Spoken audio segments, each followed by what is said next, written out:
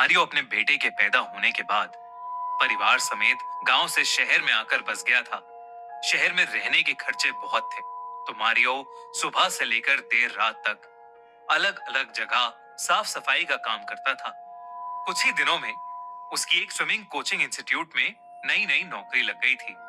काम ज्यादा नहीं था, बस रात को 9-10 बजे की कोचिंग के बाद अगली सुबह 4 से 6 बजे की अर्ली मॉर्निंग कोचिंग के लिए स्विमिंग पूल को अच्छी तरह से साफ करना था। पर अपनी इस नई नौकरी की पहली रात को जो भयानक घटना मारियो के साथ होने वाली थी, उसका उसे बिल्कुल भी अंदाजा नहीं था। वो इंस्टीट्यूट अमेरिका के बेस्ट स्विमिंग इंस्टीट्यूट्स में से एक था।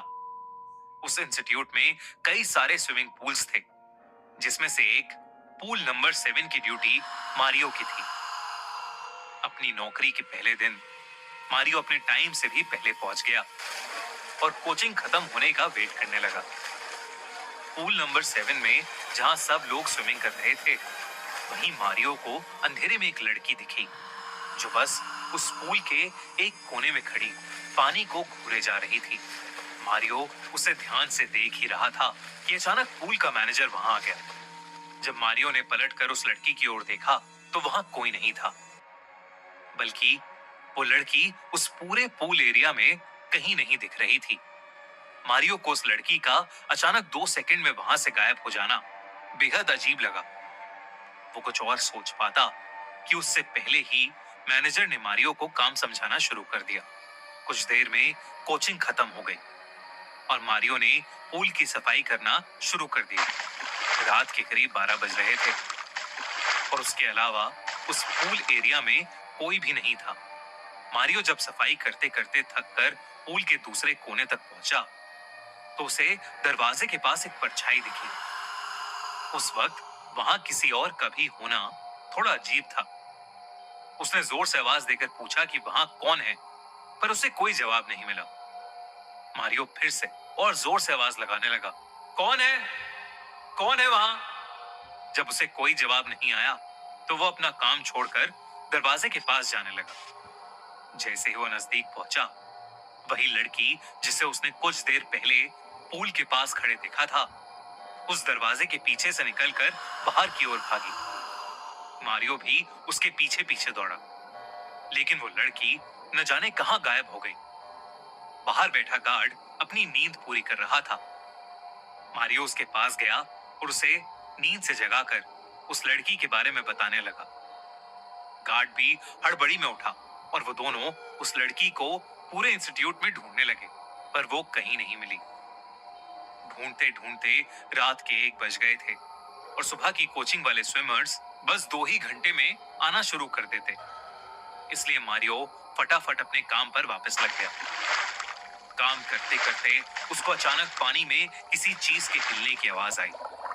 वो मुड़ा और उसने देखा कि पानी एकदम शांत था और उस पूरे पूल के कॉम्प्लेक्स में एकदम सन्नाटा था।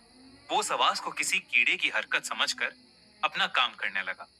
पूल के आसपास का फर्श साफ करके वो पूल की तरफ मुड़ा और आखिरी बार ये चेक करने लगा कि पूल अच्छे से साफ हो गया है या नहीं।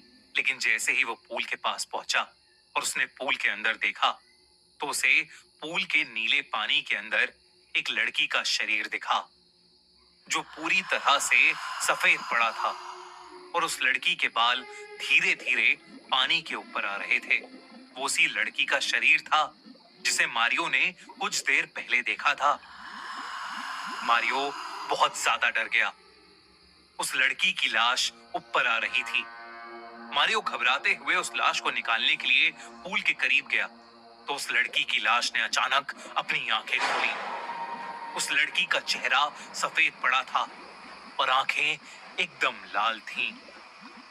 मारियो उसे देखते ही घबरा उठा और डर के मारे उसका पैर फिसल गया और वो पानी से भरे उस पूल में गिर गया। जब उसने बाहर निकलने की कोशिश की तो उसे ऐसा लगा कि किसी ने उसके पैर पकड़ लिए हैं और वो पानी के अंदर खिंचता चला गया। मारियो खूब जोर से चिल्लाने लगा, पर उसके चिल्लाने का कोई असर नहीं हो रहा था और वो पानी के अंदर डूबता जा रहा था। अब पानी मारियो के मुंह और नाक में जाने लगा था। मारियो की आंखों के सामने अंधेरा छाने लगा था और धीरे धीरे उसकी आंखें बंद हो गईं। उसकी आंखें खुली तो उसके सामने वही लड़की थी जिसका शरीर पानी में पड़ा था। वो उस लड़की को देखकर और घबरा गया और उसने अपनी आंखें बंद कर लीं। वो जोर जोर से चिल्लाने लगा और कुछ देर बाद जब उसने वापस आंखें खोली तो उसे एहसास हुआ कि वहां सुबह की क्लास के लोग और वो सिक्योरिटी गार्ड खड़े थे और वो लड़की दूर दूर तक कहीं नहीं थी।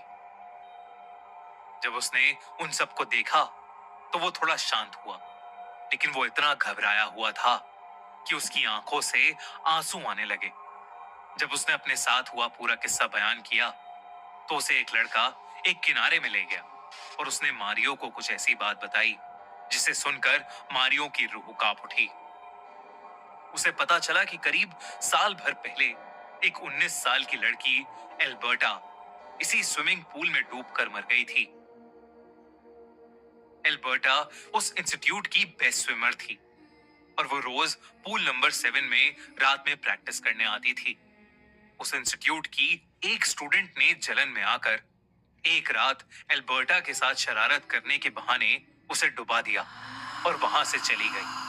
उस स्टूडेंट को ये नहीं पता था एल्बर्टा को उस दिन पूल के अंदर जाते ही कंकशन हो गया था, जिसकी वजह से वो पानी में बेहोश हो गई और उसकी पानी में डूबने के कारण मौत हो गई थी। ये सब सुनकर मारियो की हालत बहुत खराब हो गई। उसके साथ जो कुछ भी हुआ था वो एक आत्मा ने किया था, ये सोचकर वो अंदर से घबरा चुका था। उस लड़की का चेहरा उसके दिमाग से निकल ही नहीं रहा था, इसलिए उसने अगले ही दिन वो नौकरी छोड़ दी। उस इंसिडेंट के बाद मारियो के मन में हमेशा के लिए पानी का डर बस चुका था।